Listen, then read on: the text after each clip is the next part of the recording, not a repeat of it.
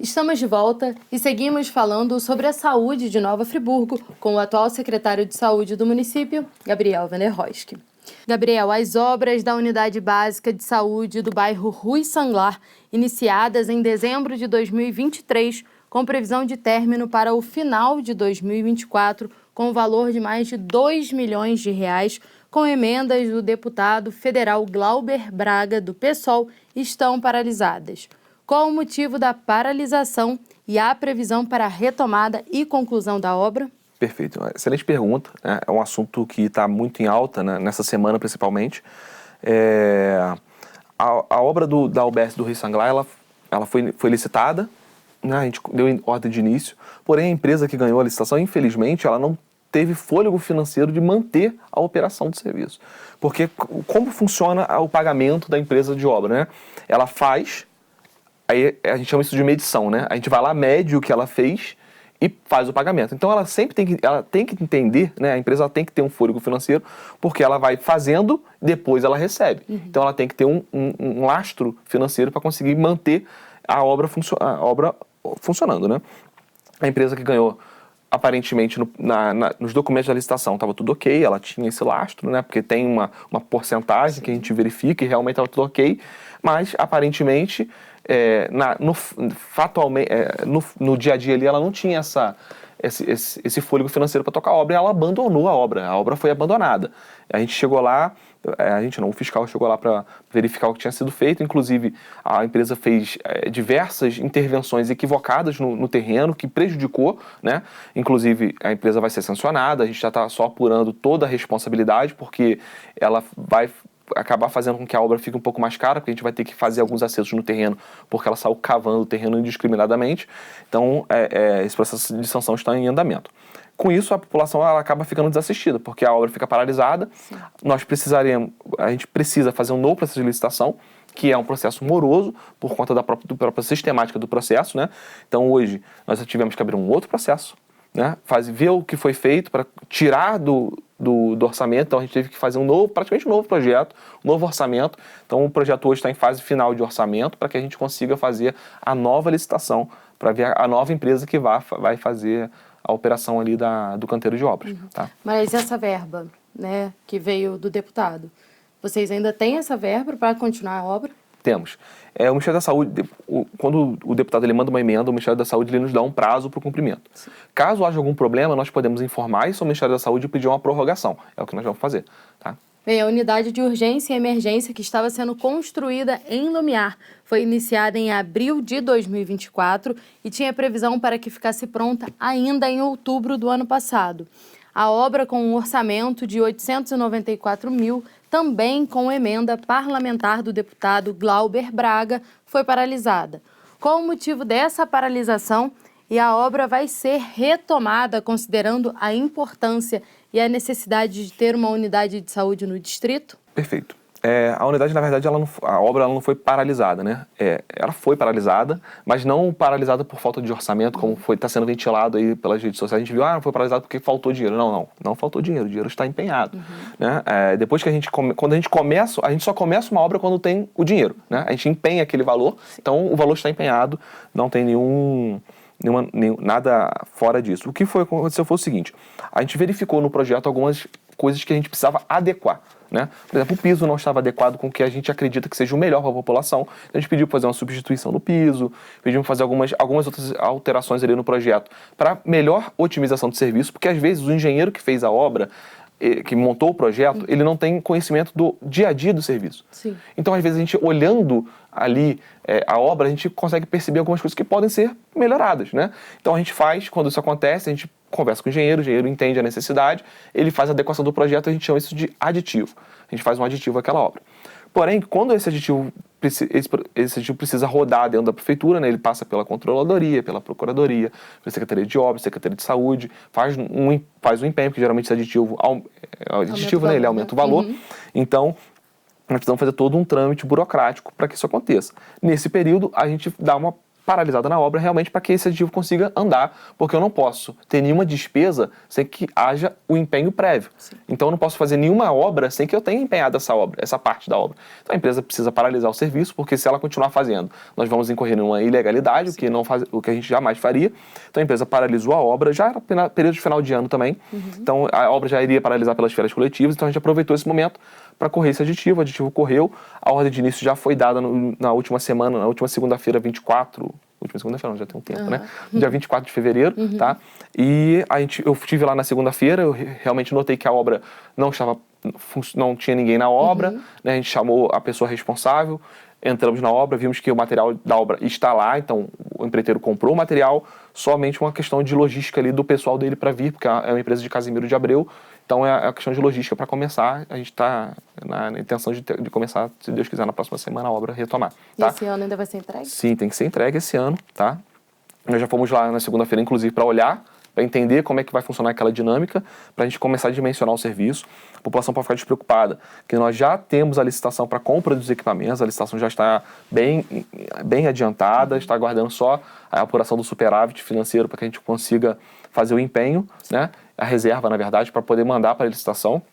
Então, a licitação deve ocorrer agora dentro de 60 dias, que é o prazo também de conclusão da obra, então devem acabar de forma concomitante ali a obra e a chegada dos equipamentos, tá? Então a gente vai finalizar a obra, equipar a unidade, a Caixa dando o aceite, a gente começa a operar o serviço. Assim como as obras citadas anteriormente, a do posto de Conselheiro Paulino Valdir Costa, com investimento estimado de 965 mil, também foi paralisada. Por que mais uma obra foi paralisada e qual é a previsão de retomada e conclusão? O mesmo motivo da obra de Lumiar, tá? A gente notou no projeto algumas coisas que podiam ser melhoradas. Por exemplo, quando você chega na unidade de Conselheiro Paulino, você vê um muro velho com uma grade velha. Eu não posso entregar uma unidade nova, reformada, com aquele muro. Sim. E aquilo não estava previsto no projeto. Eu pedi para incluir. As janelas que iam ser colocadas a gente entendeu ali naquele momento que eram janelas pequenas. Então a gente precisou aumentar um pouco a janela, tudo isso vai entrando como aditivo, né? E tiveram algumas outras adequações que o próprio pessoal da unidade pediu para fazer, que a gente entendeu também que era necessário. Inclusive, a gente precisou incluir um abrigo para um gerador, porque a gente quer colocar a sala de vacina lá, então a gente precisa que os geradores estejam funcionando. Então, tudo isso entrou como aditivo, o aditivo está correndo, já está também em fase final ali, já está lá na secretaria para a gente fazer o empenho. A gente já está solicitando remanejamento para empenhar e iniciar o quanto antes. Vamos falar agora sobre a UPA de Conselheiro Paulino. A unidade tem sido alvo de muitas críticas, principalmente pelo estado de conservação da estrutura física. A OS Viva Rio, que administra a unidade, chegou a afirmar que o município foi alertado sobre a situação por meio de diversos ofícios. Como a Prefeitura pretende solucionar os impasses com a OS e o que será feito para garantir que as intervenções na unidade sejam realizadas. Na verdade, quando a gente escuta dessa forma, né, parece que a responsabilidade da manutenção é só do município. Porém, quando a gente terceiriza uma unidade, a gente espera que o prestador de serviço vá conservar, né, o ambiente que ele trabalha. Não foi o que aconteceu, tá? A gente não pode também só culpar a Viva Rio, teve uma OS anterior que também, né, todo público notório o que aconteceu, o município ficou cheio de dívidas, né, por conta dessa organização social, e aquela unidade, ela é uma unidade provisória, ela não é uma unidade definitiva. Se você olhar, você vê que ela é uma unidade feita em cima de containers, então tem um prazo de vida útil, né? Sim. A unidade foi inaugurada um pouco antes da tragédia de 2011, né? Então ela foi inaugurada, acho que 4, 5 meses depois veio a tragédia, e ela recebeu água até metade é uma unidade alta, e ainda assim entrou água, né, porque era na beira do Rio Bengalos, né? E não foi feito nenhuma manutenção. Nunca foi feita nenhuma manutenção. Mesmo após a tragédia, a única coisa que foi feita foi uma limpeza na unidade. Então, assim, uma unidade que passa por uma enchente. Uma unidade que de uma estrutura provisória. Não tem nenhuma manutenção dos governos anteriores, tá? Não estou culpando somente os governos anteriores, porque nós já estamos aí agora há 5 anos, né? Então, a gente entendia que aquela unidade deveria ter sido mantida pela Viva Rio. A gente judicializou. No caso, não foi nem na minha gestão, foi na gestão da Nicole, né? Foi judicializada a questão. Em um primeiro momento, a justiça entendeu que era a Viva Rio que deveria fazer a manutenção. Porém, a Viva Rio recorreu e no tribunal, na segunda instância, o desembargador entendeu que a responsabilidade é do município. Isso no final do ano passado. A gente começou a fazer os levantamentos e notamos que, assim, a gente ia investir um dinheiro muito alto numa unidade provisória para reformar aquela unidade. A gente não pode ser irresponsável com o dinheiro público de aplicar um valor exorbitante numa unidade que daqui a pouco eu tenho que fazer outra. Então a gente partiu para uma segunda, um plano B, que é fazer uma nova unidade. Então a gente já tem um projeto pronto de uma unidade nova, que vai ficar no mesmo terreno, tá? Então a população de conselheiro fica tranquila, a unidade não vai sair dali, né? Como é ventilado às vezes. Então a gente fez um projeto para a parte, que aquele terreno da UPA é todo do município. Sim. Então a gente vai fazer um projeto que vai funcionar na parte de trás ali da UPA, então a gente consegue fazer a obra com a UPA funcionando. Nesse período também a gente fez um levantamento ali para a gente acertar as questões emergenciais, que é o piso. Né? A unidade está com um problema sério ali nos pisos, justamente por conta dessa umidade que tem ali e da enchente. Né? Aquela unidade toda, o piso é madeira, então aquela madeira ela recebeu água, né? E ela apodreceu. Então ela precisa ser trocada. Já fizemos o levantamento de onde precisa ser trocado, nós estamos agora só nos trâmites aí da empresa iniciar, uma empresa terceirizada iniciar ali a troca do piso. O executivo anunciou que o bairro de Olaria ganhará uma unidade de pronto atendimento, a UPA, e que o antigo SASE foi desapropriado para essa finalidade. Já foi feita a licitação no valor de 550 mil para a demolição do SASE. Quando será realizada a demolição do prédio? A gente está fazendo um empenho agora foi licitado ano passado, a gente deixou para fazer o empenho esse ano por conta da virada do orçamento, né, para não prejudicar o andamento do trabalho. Então o orçamento virou agora, a gente está fazendo um empenho no valor de 550 mil e fazendo o empenho, a empresa já está pronta, já conversamos com a empresa já está pronta, empenho feito, contrato assinado, vai iniciar a demolição do antigo SASE, que a gente tentou até fazer um projeto para tentar aproveitar aquele prédio, só que infelizmente a estrutura está muito deteriorada, a gente gastaria muito dinheiro, né? Apesar de seria muito bonito, né? A gente ver aquele prédio reformado. Eu fui atendido ali quando eu era criança, então assim, são memórias que a gente tem naquele prédio, mas infelizmente ele já não comporta mais nenhum tipo de reforma, então a gente vai realmente ter que demolir para construir uma nova unidade de saúde ali. E ainda sai esse ano a UPA de Olaria? A gente acredita que não vou ser leviano, tá? A gente quer iniciar a obra esse ano, a nossa pretensão é que a obra se inicie esse ano, tá?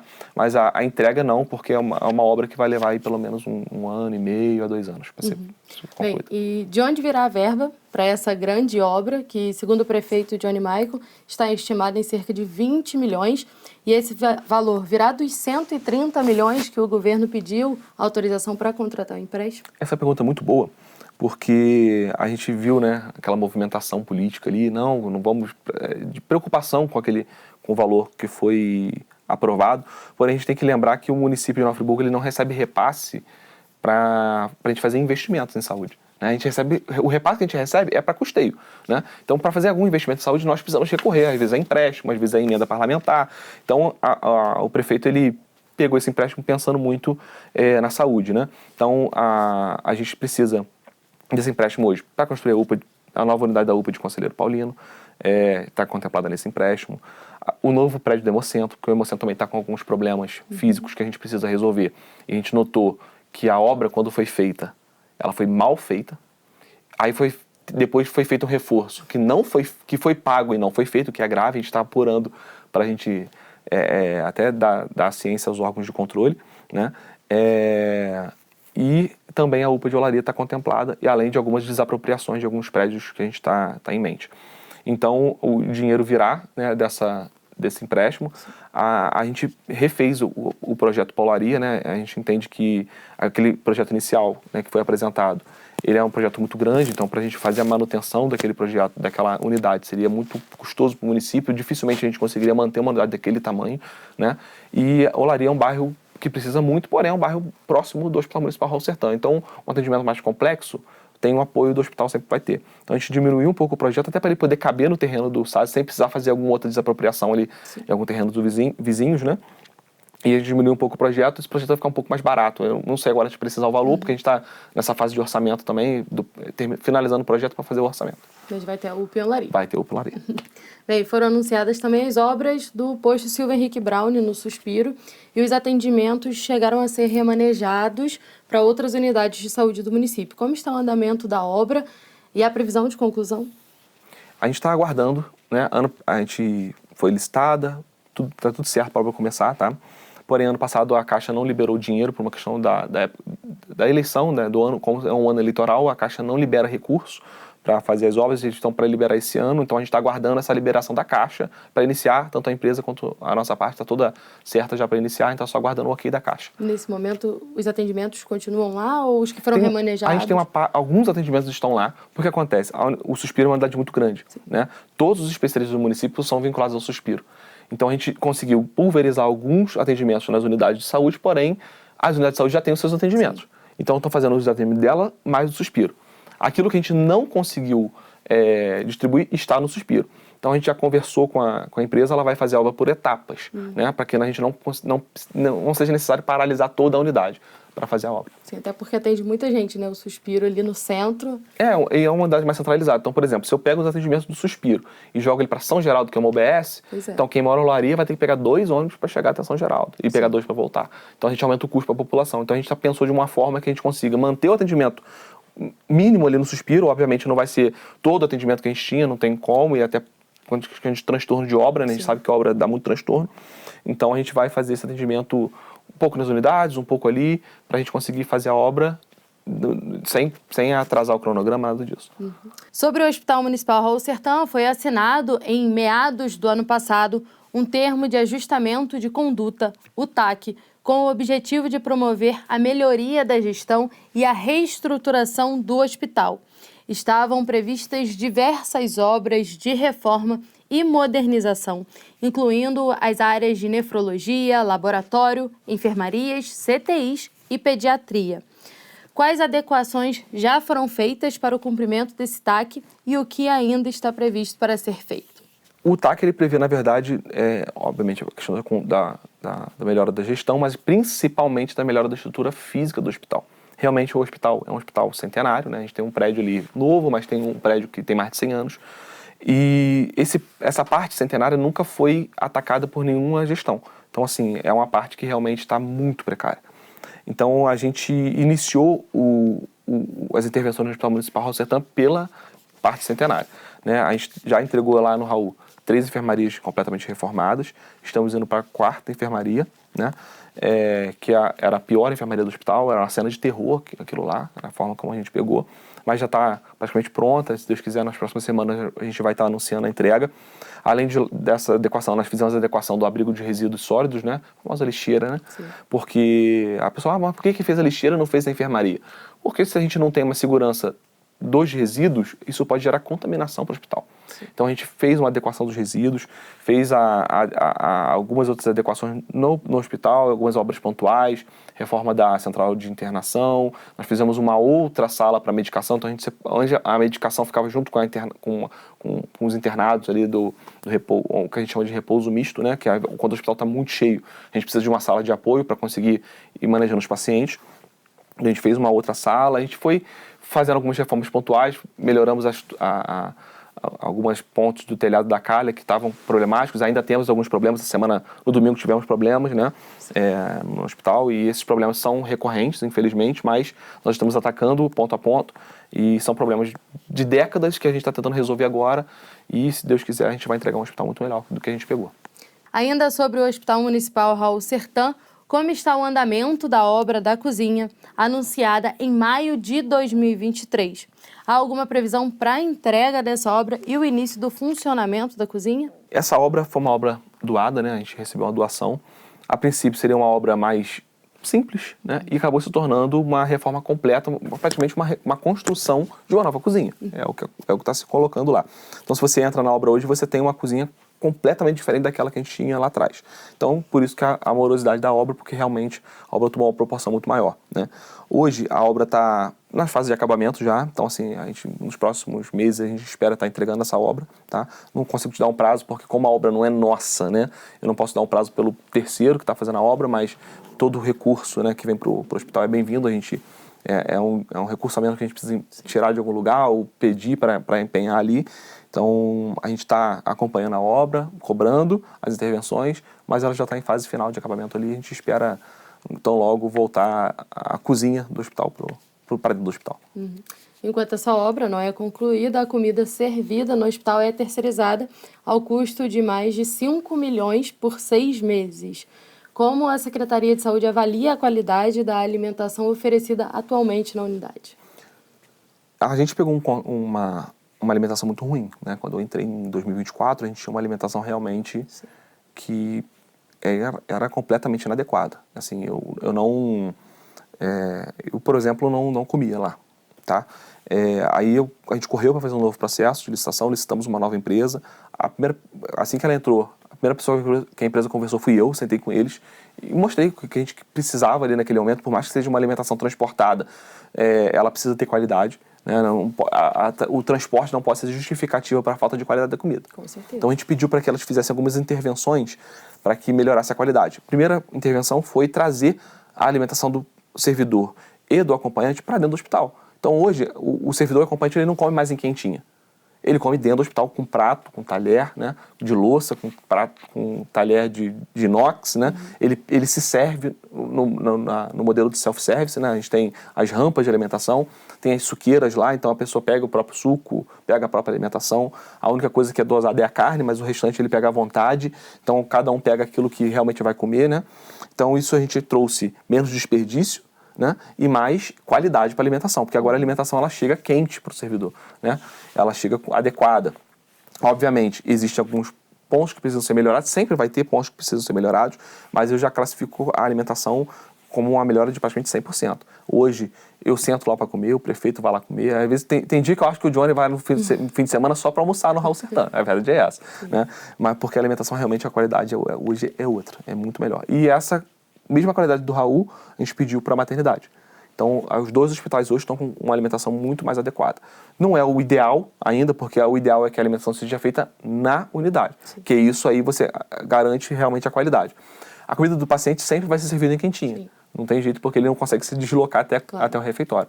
Porém, a gente entende que a melhor forma de serviço é dentro do hospital, mas a gente está impossibilitado e nesse momento a gente vai lutar pela qualidade na modalidade que ela está sendo feita. O número de acidentes de trânsito frequentes na cidade chamam a atenção. Só em 2024 foram registrados 767 acidentes, principalmente envolvendo motociclistas. Quais os impactos desses acidentes no atendimento do Hospital Raul Sertã e no orçamento da Secretaria de Saúde? Então, isso é um ponto muito, muito interessante, porque a gente vê que o motorista friburguense, infelizmente, ele é muito imprudente. Né? O motorista e o motociclista. Principalmente, né, a gente vê muitas vezes os motoboys ali fazendo algumas manobras, algumas formas de direção ali que realmente colocam em risco a própria vida dele. Né? Então a gente sabe que a comida precisa chegar quente para o cliente, mas isso não pode custar a vida dele. Sim, né? Sem dúvida. Então, assim, o que a gente vê assim, a gente fica feliz que às vezes o atendimento consegue chegar para a gente. Mas muitas vezes essa pessoa que se acidenta nem chega da entrada no hospital. Ela falece antes do atendimento, né? Então, assim, eu acho que o motorista friburguense ele precisa ter essa consciência de que a forma de direção dele está causando risco à própria vida dele. O hospital está ali para atender, a gente vai atender. Só que, obviamente, isso traz um impacto muito grande, porque a pessoa que se acidenta, por exemplo, de moto, ela tem muito trauma, né? Ela tem ossos quebrados, ela precisa fazer cirurgias, e isso atrapalha o andamento do hospital, porque a gente precisa internar essa pessoa, ela vai gerar custo porque ela vai estar internada, a gente tem que ter o custo do material que vai ser utilizado na cirurgia dela, e além do custo pro munícipe, pro hospital, tem o custo pro munícipe também, porque ele vai ficar lá internado de 5 a 10 dias para fazer a operação. porque é o tempo que a gente está levando hoje para fazer uma operação de ortopedia. Então a gente faz um apelo aqui ao friburguense, né? Dirige com cuidado, sua vida vale mais do que a taxa de entrega, não coloque sua vida em risco, né? Por conta de dinheiro, a gente sabe que dinheiro é importante, mas pense antes de fazer alguma loucura no trânsito por conta de atraso ou alguma coisa desse tipo, porque infelizmente a gente tem tido muitos acidentes na nossa cidade. Fiscalização da CEMU também é importante, né? Principalmente. E isso é interessante porque às vezes as pessoas criticam as fiscalizações, mas são as fiscalizações que vão garantir a segurança do trânsito, né? Porque tem muitas pessoas que pilotam moto e não têm carteira. Eu sou motociclista, vim para cá inclusive de moto, né?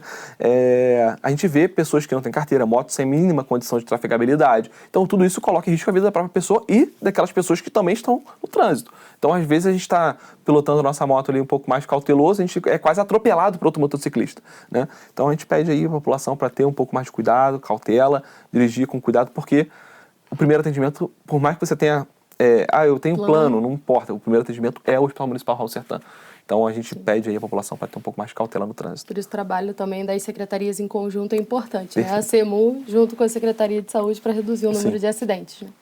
Bem, no ano passado a maternidade passou por uma série de problemas e chegou a receber uma ordem de interdição. A prefeitura recorreu e conseguiu reverter a decisão judicial, mas uma série de intervenções deveriam ser realizadas para prevenir eventuais danos. Como está o andamento dessas intervenções na unidade e a maternidade atualmente é um local seguro para os pacientes e os profissionais? A maternidade sempre foi um local seguro, tá? A gente tem alguns problemas crônicos na parte elétrica, a gente sabe disso, mas a gente nunca expôs o paciente a risco, né? Obviamente o risco de incêndio ele é um risco abstrato, né? Aqui, se a gente pensar, pode ter risco de incêndio. Quantos cabos tem aqui? A gente não sabe exatamente como estão a qualidade dos cabos, enfim. A gente está fazendo o trabalho de mitigar esse risco, que é substituição de toda a parte elétrica da unidade. Nós já fizemos algumas reformas estruturais na unidade, por exemplo, entregamos a enfermaria de alto risco, entregamos a medicação de alto risco, entregamos agora um albergue, que é onde as mamães ficam aguardando os bebês que estão nas incubadoras, né? Então, a gente está fazendo, além da manutenção da parte elétrica, né, que é o principal problema da maternidade ali, nós também já estamos fazendo as intervenções na parte física da maternidade também, tá? Então a população pode ficar despreocupada, os servidores podem ficar despreocupados, e nós estamos trabalhando ativamente para que qualquer risco seja mitigado, né? O risco, ele sempre vai existir em qualquer unidade, né? Nós estamos falando ali de unidades que têm 100 anos de construção, então realmente a gente precisa ter esse cuidado, porém a gente não está fazendo nada a mais ali para sobrecarregar aquela rede. Por exemplo, nós temos lá um aparelho novo de autoclave. A gente só vai botar esse aparelho novo para funcionar quando nós tivermos a segurança de que nós podemos fazer ele funcionar, de fato. Sim. Entendeu? Então a população pode ficar despreocupada, que a gente está trabalhando para mitigar qualquer tipo de risco. Bem, em algumas ocasiões recebemos denúncias sobre falta de medicamentos nas unidades de saúde do município. Como está o estoque atual da Secretaria de Saúde e por que há tantas reclamações sobre essa questão da falta de medicamentos?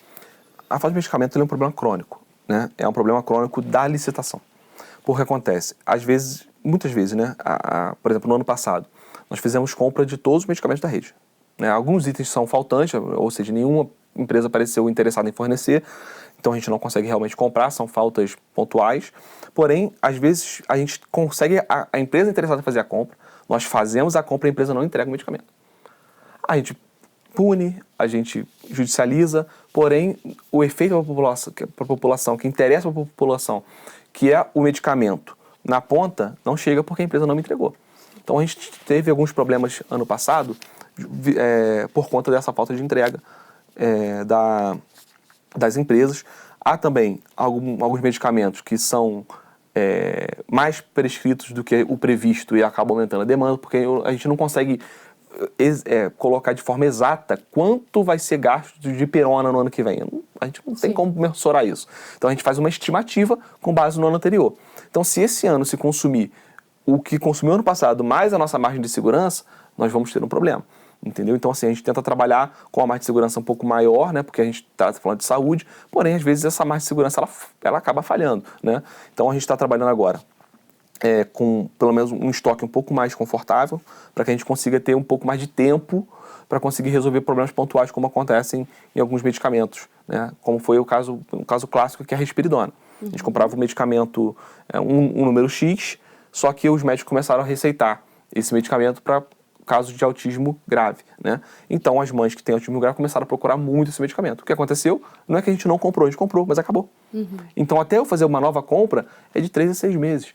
Dependendo, se não tiver nenhuma intercorrência, a gente consegue fazer rápido. Se tiver intercorrência, leva 8, 9, 10 meses para fazer a compra. Então, nesse período, o paciente fica desassistido. Então, o que a gente fez esse ano? A gente comprou uma quantidade maior. E a gente está tentando entender a demanda para a gente conseguir realmente comprar dentro daquilo que precisa. Porque eu também não posso comprar demais, porque senão eu vou desperdiçar dinheiro público. A gente joga medicamento fora. Né? E também não posso comprar de menos para a população ficar sem. Então, é uma conta difícil de ser feita, que a gente está trabalhando para melhorar essa logística. Hoje, a saúde está muito bem abastecida, a gente conseguiu receber toda a medicação nessa última semana, faltam algumas coisas pontuais que estão chegando ainda, as empresas ainda estão no prazo de entrega.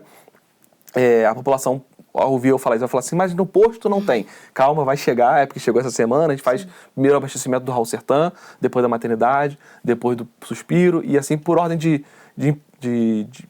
tamanho e de importância de cada unidade também, tá? Então, muito em breve a população vai estar tendo acesso à sua medicação. E existe esse controle, né? Quando está acabando ali, tem alguém que está passando para vocês para ter essa reposição, para não ficar sem. Na verdade, esse controle é nosso da Secretaria de Saúde, tá? Então, a gente tem o almoxarifado central, que é uma unidade que onde chega toda a medicação lá. Eu falo muito, lá é a dona Ângela, né? Que é a nossa almoxarifa, é uma senhora. Eu falo com ela, falo, dona Ângela, não pode faltar nada aqui. Porque na unidade, às vezes, falta, a pessoa não pediu, esqueceu o pedido, mas no almoxarifado não pode faltar. Porque o dia que falta no almoxarifado, aí nós temos um problema. Porque às vezes falta medicação no Raul, mas tendo almoxarifado, a gente dispensa, não tem problema, entendeu? Mas faltou no almoxarifado, nós temos um problema.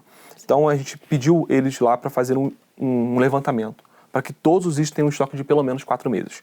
Então assim, tem 4 meses de estoque.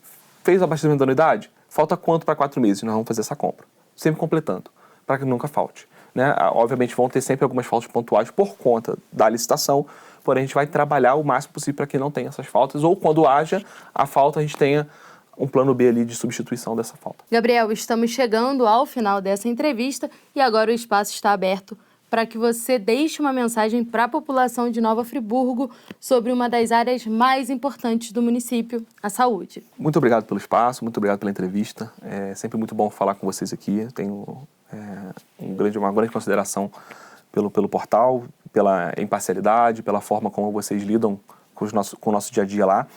E para a população a gente quer deixar o recado que a gente está trabalhando todos os dias para melhorar realmente a saúde, melhorar realmente o atendimento de saúde do município. No ano passado a gente fez algumas intervenções práticas no hospital, nós melhoramos o número de médicos especialistas na rede. Hoje nós temos praticamente todos os especialistas e esse ano a nossa meta é melhorar a prestação de serviço de exames, né? Então antes de vir para cá, a gente estava conversando com o prestador de serviço, nós vamos liberar aí 4 milhões em média, né? 4 milhões de reais em exames para a população. Então a gente espera que até o final desse ano nossas filas estejam controladas. Então você que está aguardando um exame, eu estou aqui te trazendo uma boa notícia. Muito em breve você vai realizar esse exame, tá? Que está lá aguardando. A gente vai conseguir executar esse exame e a gente quer que a população realmente tenha acesso ao serviço de saúde. Então esse ano é um ano que nós vamos trabalhar para melhorar o acesso da população ao sistema de saúde. Gabriel, muito obrigada pela sua entrevista. E as portas da Multiplix seguem abertas para a Secretaria para que possa prestar os devidos esclarecimentos à população e falar também sobre os avanços da saúde em Nova Friburgo. Muito obrigado, pode contar sempre com a gente. E você que nos assiste, eu te convido a acompanhar todas as notícias das regiões Serrana e dos Lagos do Rio no nosso portal e aqui na TV Multiplix. Muito obrigada pela sua audiência e até o nosso próximo encontro.